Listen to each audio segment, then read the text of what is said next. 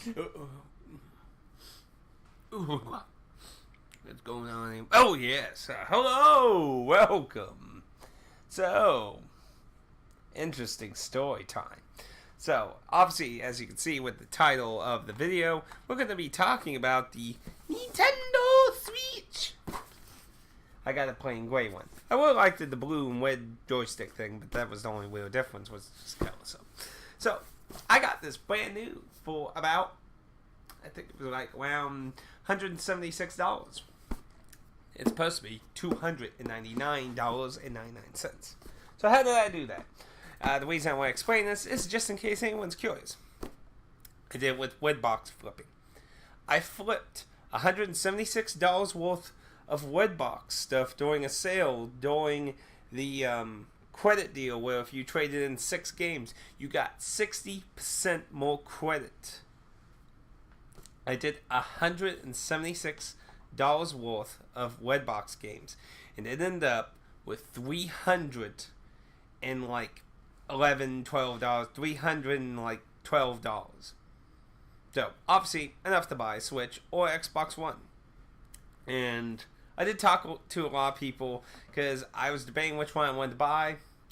And I'm sorry, Sega CD Universe, but Switch won. Most people convinced me of it, and some of the newest stuff that got announced also helped me convince that.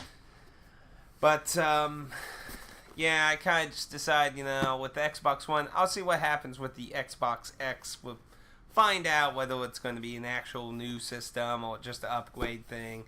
I don't know. A lot of ways it could turn, so I'm just going to wait. But Nintendo Switch. I'm enjoying this thing very much over the Wii U. Now, it still has one of the primary problems I have with the Wii U. It has a small hard drive. Now, it's definitely not as small.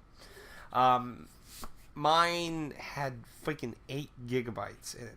Now, this, I believe, has 25 or 30 gigabytes in it. So it's still pretty small compared to, the other 2 big consoles. But if they keep on a lot of the physical media, it shouldn't be that big of a problem at that point. I haven't seen any huge updates, and it's at least a decent amount of space for updates. Though you have to get a micro SD card, which I don't have. I have to get one if you want to do anything big or lots of downloads. And there is Dragon Quest X on the Switch, which is the MMO Dragon Quest game, so I'm sure that is quite big, I would think. And is also the first console to basically be region free in some capacity. I mean, to be fair, every console has been region locked for Nintendo of their consoles, not their handhelds. Fairly different ones for different reasons, like the NES is just completely different chip size, but it ended up being a form of region lock. And then the Super Nintendo just had those stupid tabs, which, didn't really do much. You could just break those. And 64 was a little more clever with it, but you could still do the same thing, essentially. And then, all the CD stuff. Thank you, all you people who fucked us over when it came to importing.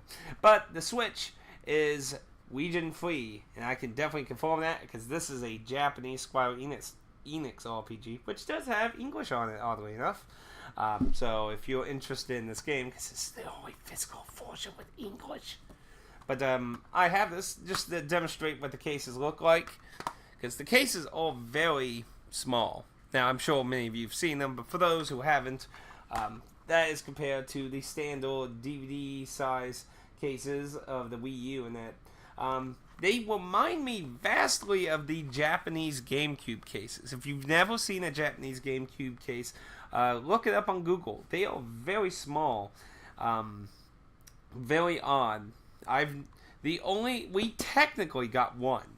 If you ever bought a Game Boy Advance player, that case, that weird plastic case your disc came in, that was a GameCube case in Japan.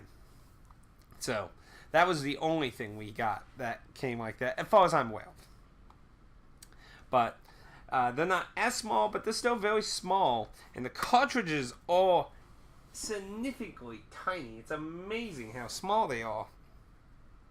and how much they can fit on them too. So I have to say that's very amazing. Most of these, like most modern console games have been, do not really have booklets. They actually have this very small area here on the top of the cartridge for a booklet or any papers. Now, Cave Story actually came with a booklet. It was fashioned after like an NES booklet, so it was very awesome looking. Now, first thing, I want to make my biggest complaint about the Switch. So, this is the pad thing that you can put these in so you can hold it like a controller. Because you would either hold them like this, like Wii remotes, or put them on the screen, which I'm going to show. But whatever way you can play many different ways. I personally prefer holding them like a controller. Now, the thing I have with this is, I feel like they whipped us off with this. I mean, first thing, we basically paid $300 for this thing. So, you know, we obviously paid a lot of money. Now, the screen is very fragile, and the dock is very thin, and the screen wobbles when you're trying to take these off because they have a little button on the bottom of the. They have a little button on the top corner there that you have to push in to unlock them from either the screen or the controller or whatever devices they'll make the slide in. Which I'm sure there'll be lots of weird stuff like fishing poles and shit. I'm sure there'll be a lot of things. But the screen's very wobbly, and be honest, I don't like that when taking them off because I have to do that right now to charge them. The only way to charge them is by having them attached to the screen in the dock. There was no kind of USB cable, anything you can connect to these, or this. However, there is a $30 version of this that does have a charger USB thing built into it to charge your controller. Why couldn't they bundle that in with these? I mean, this thing is $10 less. So you're telling me they really couldn't bundle the charger thing? Because it's $29.99. These are $19.99. So you can't. You tell me you couldn't bundle people who bought these with a charger. I really find that kind of despicable in my particular taste. So that is one of the first things I want to try and get once I start back working money again. Because I'm saving money. Because again, anyone who's familiar with the particular week I'm recording this in, I had the week off from the plant, so that's a paycheck I won't be getting. So, but I may wait around Black Friday maybe to see if maybe there's a deal. But I do want to get one because it's I would feel better just because the other concern I have is wearing the locking mechanism out. Because, you know, detaching. I would assume at some point it's going to wear down and possibly be an issue on even locking back in. Whether that'll be a long time or a short time, I don't know. But it's something I'm slightly concerned about. And since, as far as I can tell, it doesn't matter which particular way you prefer to play, I would just personally prefer to get one of these and let it be a charger. So, but you can click them in. And oddly enough, it actually lights this thing on. So there is some kind of connection to this thing here. So again, I'm not really sure why did they bother, aside from trying to get more money, make this and just have the charger version. Because I'm sure there were plenty of people that would have bought another one, you know, for like 2-player and stuff and that. So I'm sure they would have still made money.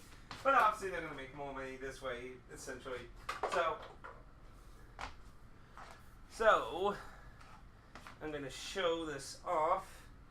So this is probably going to be butchered a little bit here because we're taking off the camcorder here.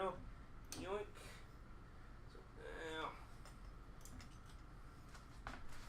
So this is where I got my Switch here.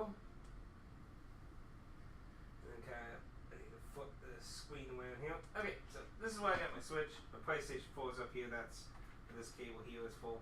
So the dock is very small. I mean, look, it's like the size of my hand. So it's very small. And this is my internet adapter, which I've had since the original Wii. So it's worked with the Wii U, and it works with the Switch. So that's nice that I don't have to buy that. The little cartridge fits right in there, and power button's right there. So it's pretty nice. So I'm going to show the undocked form of this, because I'm pretty sure it's not going to be hard to imagine what it's like playing it, and I have gameplay footage and streams that I've done all the way with it, so I will have stuff like that to look at when it comes to that regard. But I want to show it in its screen form, because I have to admit I'm pretty impressed with what it looks like. So I need to snap those on, pick it up, and turn it on. So let's be very careful. I don't want to drop this. This is one of the few times I'm going to have it like this. So as you can see, it's about like the size of my hand. So it's pretty amazing how how small and how thin it is. It's really thin. So let's see. Those are the games I got right now. Cave Story looks beautiful on this thing, by the way. It looks gorgeous.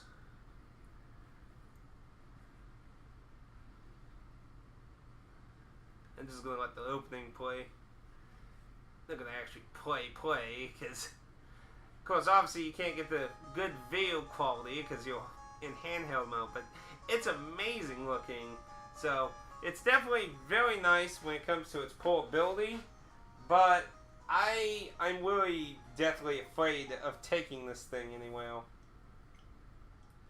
because I am so afraid of dropping it, because it's so thin, it's so small. Simply dropping it just makes me feel like it would just basically destroy the fucking thing. So, but probably my biggest complaints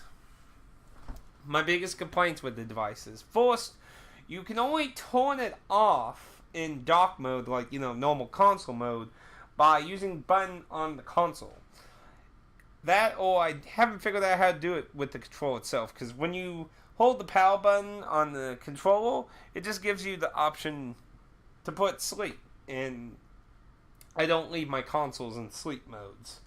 That keeps them running and heat going, and heat is not very good for modern systems. Heat is probably one of the most common ways that modern consoles get killed out in little cubby spaces and shit. But my other problem is the dock.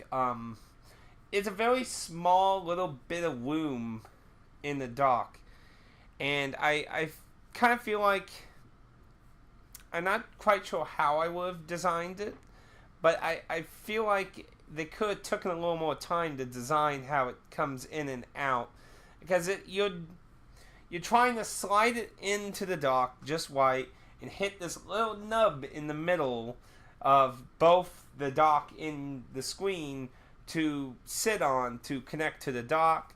And if you got just off a little, you kind of have to slide it around, and it just makes me worried of scratching it, because back when the system launched, a lot of people reported that they were scratching those screens taking it in and out.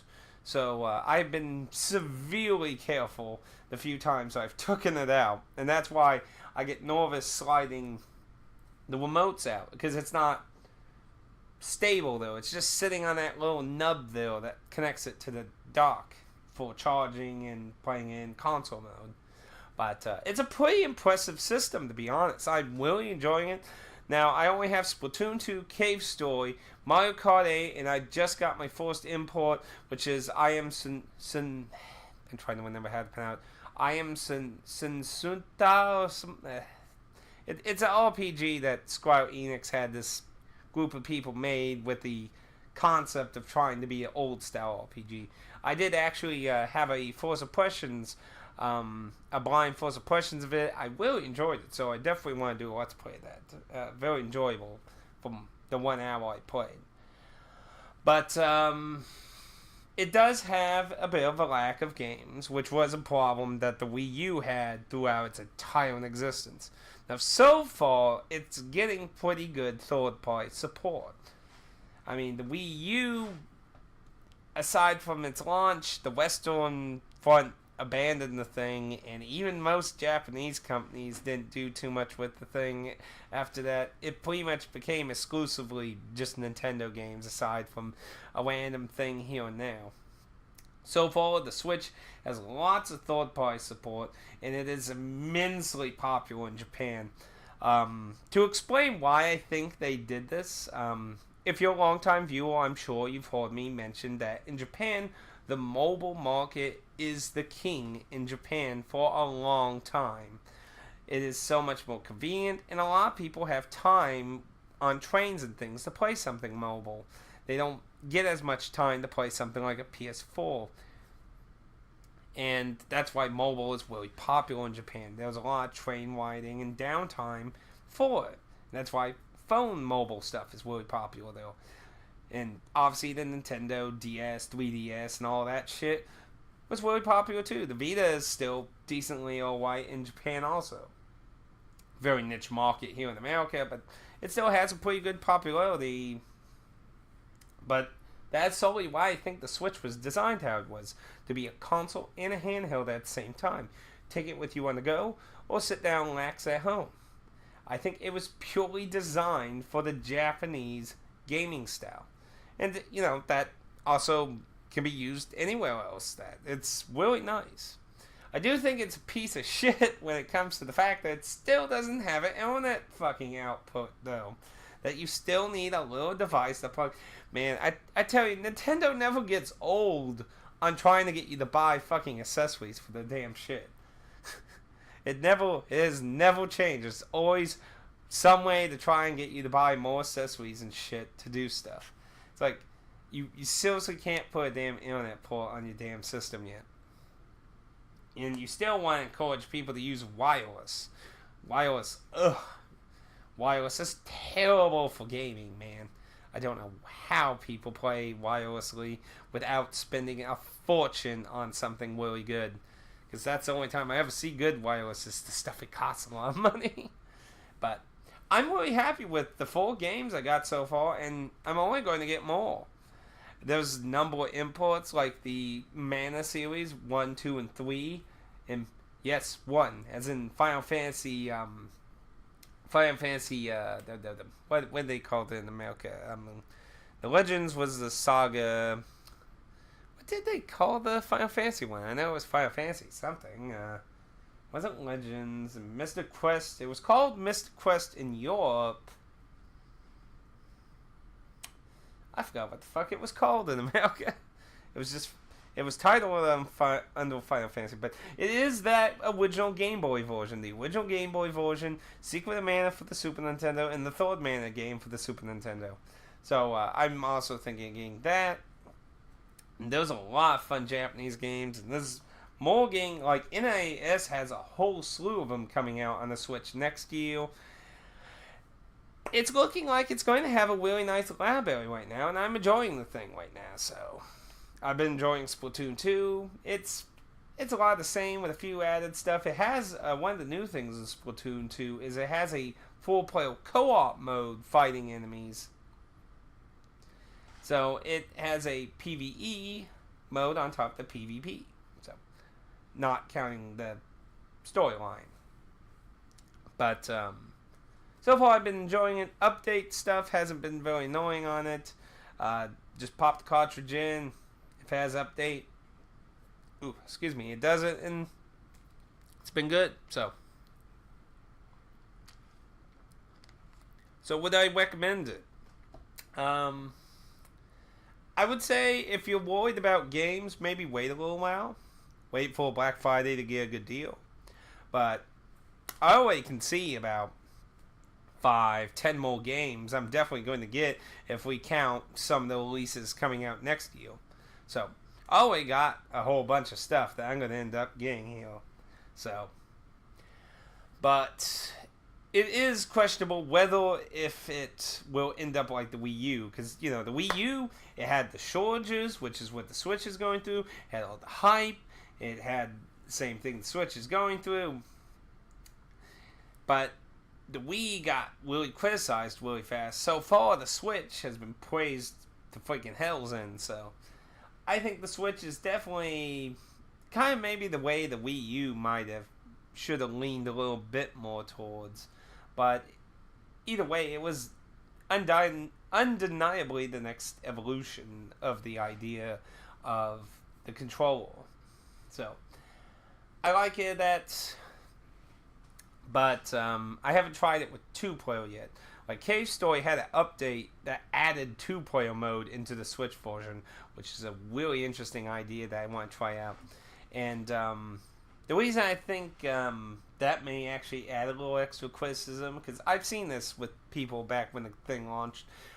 When you look at the two Joy-Cons, one Joy-Con, like, the two analog sticks are at an angle like an Xbox controller, but the way it's set on the white analog stick is the analog stick's kind of in the middle of the Joy-Con with the 4 face buttons on the right side if you were to hold it sideways. So it feels like really cramped, where the left one feels more spread out, and it feels like a painful way to play it. So I'm thinking of getting one of the if I could find a good deal on a Pro controller, which is fucking $70. There was a by the where they Hoya, it's like HIRO, I believe the company spelled. They make all kinds of arcade sticks. My 360 turbo controller is by them. They have a wired controller that connects by USB. You can't use it in its mobile form, just only in the console form. But they have one that I'm thinking of getting that's vastly cheaper and reasonable. I think it's $39.99. That I really feel it's getting ridiculous, the prices they want for controllers, for fuck's sake. Going past $50 is getting insane for some of these controllers, I tell you. But those are other things. But those are my first impressions when I think of the thing. I'm liking it. I've been playing Splatoon a little bit, pretty much each day of that. So, and I haven't played the Mario. You gotta keep in mind with Mario Kart 8, I haven't played the Mario Kart game since like the N64. So I'm not really good with racing games. If you're a long-time viewer, you probably know that already. But I have been enjoying it. But I've been mostly like in the mid-range of passing the game. So, let me poke that with my phone. So, those are my thoughts on the Switch. So, I have been enjoying it when I put the box over there. Obviously, I got a great deal on it. Like I said, I basically spent $176 to get a Switch and halfway pay for Cave Story, which was the first game I got. And that allowed me to also bypass paying taxes on the Switch. Because if you buy something at GameStop with the credit and you pay in full with that credit, you don't get taxed for it. So I literally paid exactly $299.99 for my system and credit with no taxes, which would have made it like $340 or something with taxes, which, yeah, that sucks. So if I do go for Xbox One or an Xbox X, which without a massive price cut, I don't see me spending $600 on that thing. That's probably how I'm going to get my next console like that too, since Amazon started throwing taxes on Missouri purchases, which is the previous way I used to do. I got my PS4 that way, without having to worry about taxes and that. So, but yeah, it is what it is. But yeah, I got a good deal on that. I've been enjoying it, and I'm looking forward to quite a number of games that are going to be coming out for the thing. So, but those are my thoughts. If you have any questions that you want to throw at me about what I think about the Switch, if you feel like I didn't cover it, or say something about it or want a better understanding of it, feel free to leave a comment down below. I recommend it if you see a bunch of games you want right now, but if you think it's still lacking some games, you can wait a little while. But I definitely would say look into it. I've been enjoying it, and I have not had any problems with my units. With my units, not units. I know during launch there were a lot of weird problems, which is another reason I waited. You should usually always do that with a modern console. Don't buy it on launch. Bad idea, man. There were weird problems with the screens, like flipping the image. Some people had the units bending and things. So I haven't had any problems with my unit. So if I do, I will obviously definitely probably do a video update on that, and obviously, get Nintendo to fix it. But so far, pretty good. I've been enjoying it. So again, if you got any comments, leave a comment down below. Thank you for watching, and I'll see you all next time. Hopefully soon and not later, because I know I haven't been showing my face too much, but hopefully we'll be a little better in that regard. So see you next time. And remember, I do a lot of random videos and streams on my gaming channel, which you should be seeing a link sometime around here that will lead you there. Thank you for watching, and if you want to see more of me, haha.